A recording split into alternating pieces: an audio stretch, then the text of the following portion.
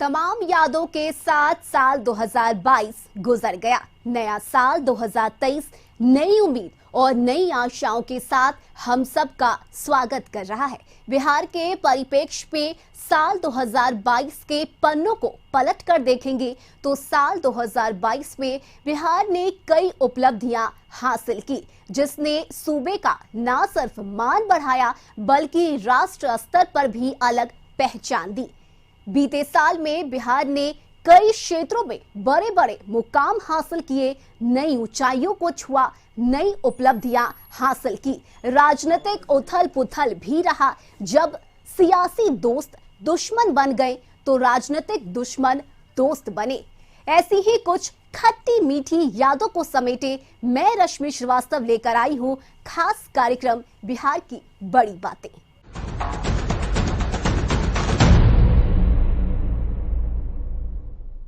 बिहार के लिए साल 2022 सौगात से भरा रहा। 30 अप्रैल को बिहार उद्योग क्षेत्र में एक नया मुकाम हासिल हुआ।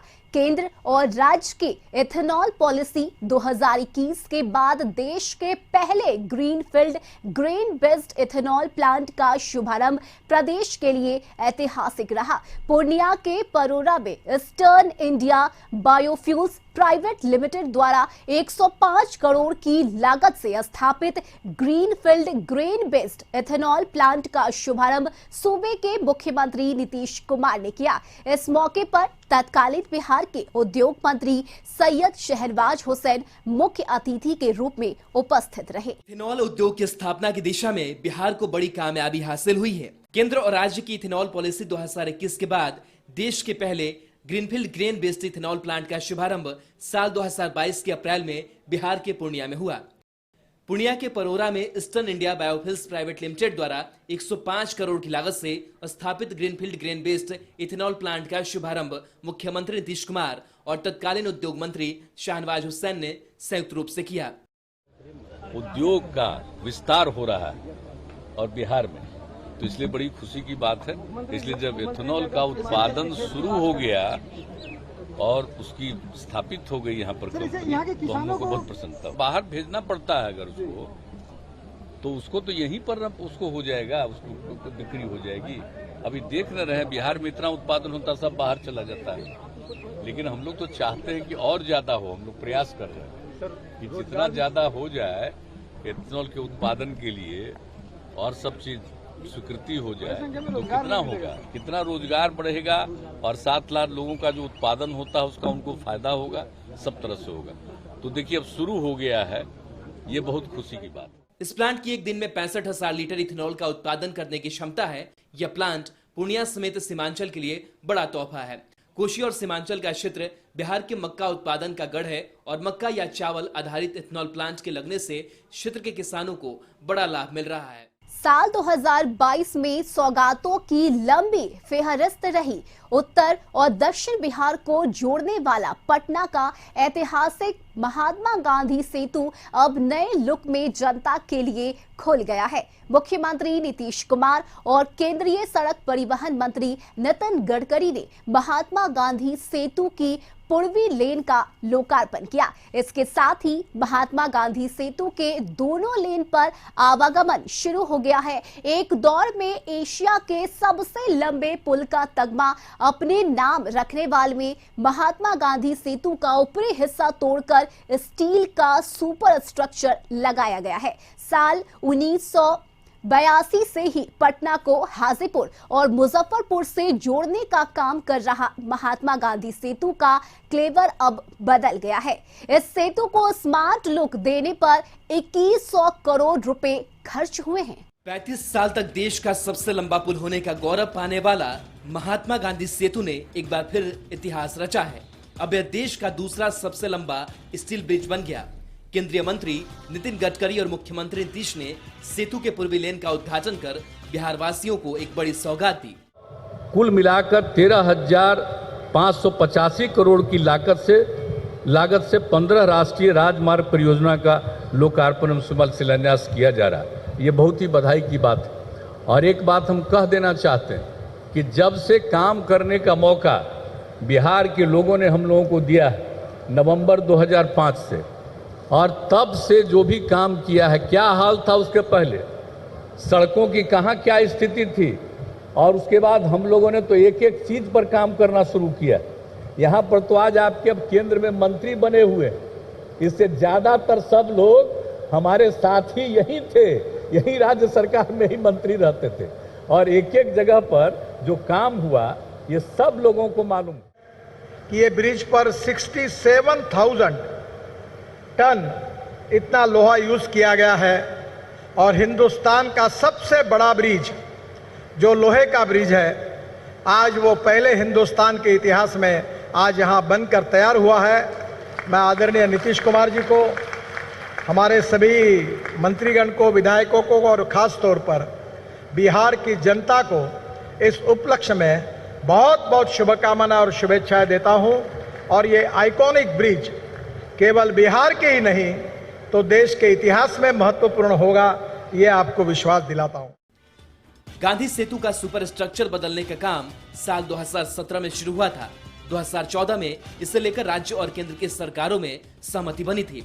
इस पुल की पश्चिमी लेन को सुपर स्ट्रक्चर चेंज कर पहले ही शुरू कर दिया गया था। अब पूर्वी लेन पर भी आवागमन शुरू हो गया है। इस पुल का सुपर स्ट्रक्चर चेंज कर दिए जाने के बाद अब हाजीपुर से पटना की दूरी महज 15 मिनट में तय की जा सकेगी। गांधी सेतु को नया लुक देने में 66,360 मीट्रिक टन स्टील का उपयोग किया गया। 5 किलोमीटर 575 मीटर लंबे पूर्वी लेन के सुपर स्ट्रक्चर में 25 लाख नट बोल्ट और 460 एलईडी लाइट्स लगाई गई हैं। महात्मा गांधी सेतु के पूर्वी लेन में कुल 47 पाए हैं।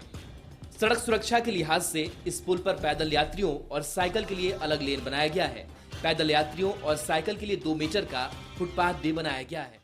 पटना वासियों के लिए जेपी गंगा पथ किसी सौगात से कम नहीं है। गंगा पथ को लोग बिहार का मरीन ड्राइव कहते हैं, क्योंकि इसे मुंबई के फेमस मरीन ड्राइव की तर्ज पर बनाया गया है। जब से जेपी गंगा पथ का उद्घाटन हुआ है, तब से यह लगातार पर्यटकों के लिए आकर्षक का केंद्र बना हुआ है। वीकेंड पर शनिवार और रविवार को मरीन ड्राइव पर मेले सा नजारा नजर आता है। लोग अपने परिवार और दोस्तों के साथ शाम के वक्त यहाँ घूमने और फुर्सत के वक्त बिताने आते हैं। मरीन ड्राइव पर रविवार की शाम को गाड़ियों की लंबी लंबी कतारें दिखती है।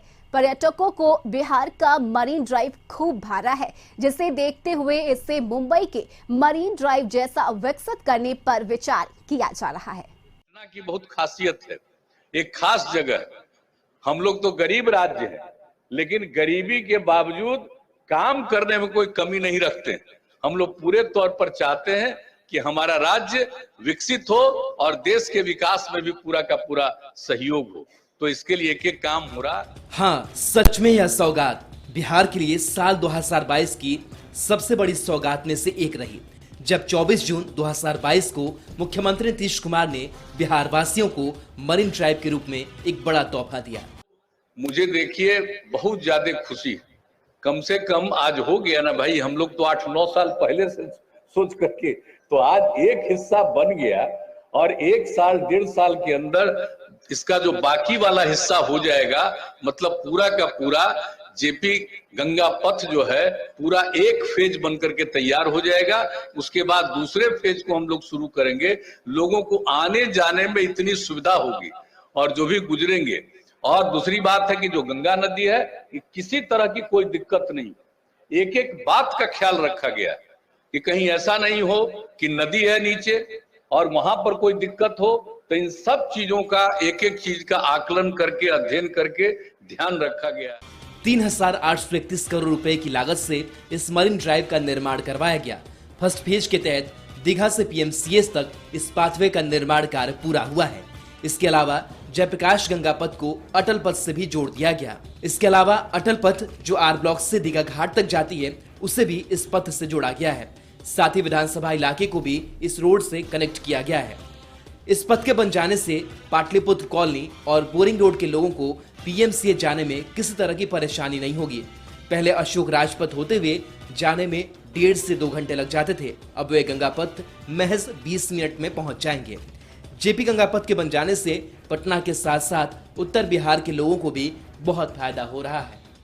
ऐसे तो सियासत में बदलाव कोई नई बात नहीं है, लेकिन बिहार में साल 2022 में सियासत में बड़े उठापटक के रूप में याद किया जाएगा। साल के शुरुआत में तो सियासी समीकरण सामान्य दिखे थे, लेकिन 6 महीने गुजरने के बाद शुरू हुआ बनने बिगड़ने का खेल, जो साल के अंत तक जारी रहा, जिस कारण पुराने सियासी दोस्त दुश्मन बन गए, जबकि कई सियासी दुश्मन गलबहियां देते नजर आए।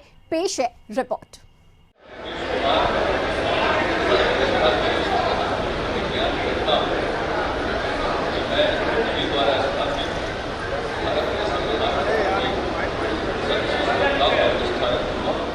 तू मुझे कबूल, मैं तुझे कबूल।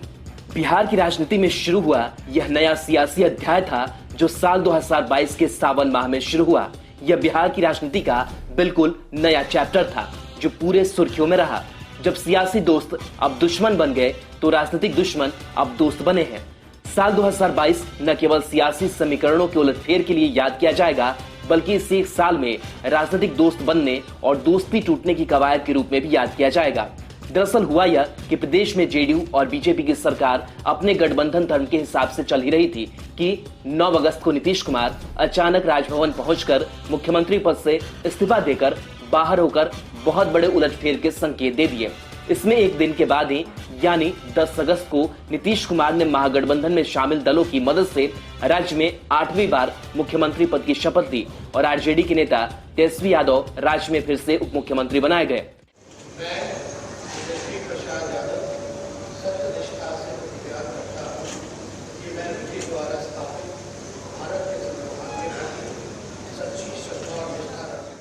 एनडीए की सरकार को उन्होंने तोड़कर और ऐसे लोगों के साथ गए हैं जिससे कभी 2017 में जो वो अलग हुए थे, तो उन्होंने वही आरोप उस समय भी लगाया था कि राष्ट्रीय जनता दल यूनाइटेड को तोड़ रही है, और यही आरोप इन्होंने कल लगाया है कि भारतीय जनता पार्टी जनता दल यूनाइटेड को तोड़ रही है। इस बीच बिहार में सत्तारूढ़ राष्ट्रीय जनतांत्रिक गठबंधन को झटका देते हुए हिंदुस्तानी अवाम मोर्चा के नेता और पूर्व मुख्यमंत्री जीतन राम मांझी ने भी राजग का साथ छोड़ दिया और महागठबंधन की सरकार में शामिल हो गए। अब यह सियासी समीकरण न सिर्फ देश में ही सुर्खियां बनी, बल्कि आने वाले नए साल में यहाँ के समीकरण देश की सियासत में भी हलचल पैदा करे तो कोई बड़ी बात नहीं होगी। Bureau report, Patna. प्रदेश का इकलौता मानसिक आरोग्यशाला बिहार राज्य मानसिक स्वास्थ्य एवं संबद्ध विज्ञान संस्थान कोइलवर स्थापना के 1.5 दशक बाद भी व्यवस्था के मामले में उधार और प्रभार के आधार पर ही चल रहा है, लेकिन साल 2022 वरदान साबित हुआ। अब मानसिक आरोग्यशाला के बने नए भवन में 272 बेड की सुविधा है, जिसे करीब 125 करोड़ की लागत से बनाया गया है। बिहार में कोई बड़ा मेंटल हॉस्पिटल नहीं होने से मरीजों को लेकर रांची के काके या फिर यूपी के आगरा लेकर उन्हें जाना पड़ता था। इसके बन जाने से मानसिक रोगियों को लेकर बिहार के लोगों की परेशानी कम होगी। बिहार के विभाजन के तहत मानसिक आरोग्यशाला यानी मेंटल हॉस्पिटल कांके चले जाने के बाद बिहार में ऐसे अस्पताल की कमी खलती रही, लेकिन साल 2022 के सितंबर में इसकी कमी पूरी हो गई। अब बिहार के लोगों को मानसिक इलाज के लिए कांके जाने की मजबूरी नहीं होगी, क्योंकि कोइलवर में नया मानसिक आरोग्यशाला बनाया गया है। मुख्यमंत्री नीतीश कुमार ने भोजपुर जिले के कोइलवर में बने इस मानसिक अस्पताल का उद्घाटन कर बड़ी सौगात दी है। आज बड़ी खुशी है कि उसके उद्घाटन करने का भी मुझको मौका मिला है, आज आने का मौका मिला है। ये बड़ी खुशी की बात है। ये सब कितनी बड़ी चीज है, आप समझ लीजिए। जो कोई भी जन्म लेता है और उसके पास कोई मानसिक समस्या है और उसके इलाज के लिए लोगों को आना पड़ता है, तो अलग किस्म का इलाज है ना भाई। इस सामान्य अस्पताल से अलग विशेष तौर पर उसका ख्याल रखा जाता है, तभी लोगों को ठीक ढंग से ट्रीटमेंट हो सकता है। इसलिए उसके लिए किया गया और आज देखने का हमको सब कुछ मौका मिल गया है। और इन लोगों ने बता दिया है कि 272 बेड होगा और अब 180 बेड तो चालू हो गया है, लेकिन बाकी भी जो बेड है वो 3 महीने के अंदर बनकर तैयार हो जाएगा। कि ये 272 का होगा तो संभव है उससे भी ज्यादा लोग ट्रीटमेंट के लिए आएंगे। और ये ट्रीटमेंट जो इतना बढ़िया से होगा तो खाली बिहार के लोग ट्रीटमेंट के लिए आएंगे, दूसरे जगह के लोगों को भी मालूम हो जाएगा कि बिहार में बहुत अच्छा ट्रीटमेंट है, तो और लोग भी अपना ट्रीटमेंट कराने के लिए आ सकते हैं। काम आज हुआ है, आप देखिएगा कोई फैसिलिटी की कमी नहीं है। और ये माननीय मुख्यमंत्री जी की दूरदर्शिता है कि उन्होंने आने वाले समय में बिहार हमारे आगे और कैसे बढ़े, तरक्की कैसे करे, इसको लेकर के जो निर्देश दिया उसको सभी लोगों ने अमल किया है और बिहार जो है विकास के पथ पर अग्रसर आगे बढ़ रहा है। यह बिहार का एकमात्र मानसिक अस्पताल है जिस अस्पताल में कुल 272 बेड की व्यवस्था है। कोइलवर का यह मेंटल हॉस्पिटल लगभग 150 करोड़ की लागत से बनकर तैयार हुआ है। हॉस्पिटल कैंपस में कुल 14 ब्लॉक्स हैं। इसमें 4 hospital block, academic, service, drug addiction, staff, doctor, faculty quarter समेत अलग अलग 8 डिपार्टमेंट बनाए गए हैं। साल 2022 का नवंबर महीना बिहार के लिए ऐतिहासिक रहा, जब गंगा नदी की बाढ़ के पानी को दक्षिण बिहार के जल संकट वाले शहरों में ले जाकर उसे शोधित कर पेयजल के लिए हर घर गंगा जल की आपूर्ति करने की मुख्यमंत्री नीतीश कुमार की अनूठी परिकल्पना धरातल पर उतरी। खुद मुख्यमंत्री नीतीश कुमार अपने ड्रीम प्रोजेक्ट गंगा जल आपूर्ति योजना का लोकार्पण किया। जय जगदीश हरे।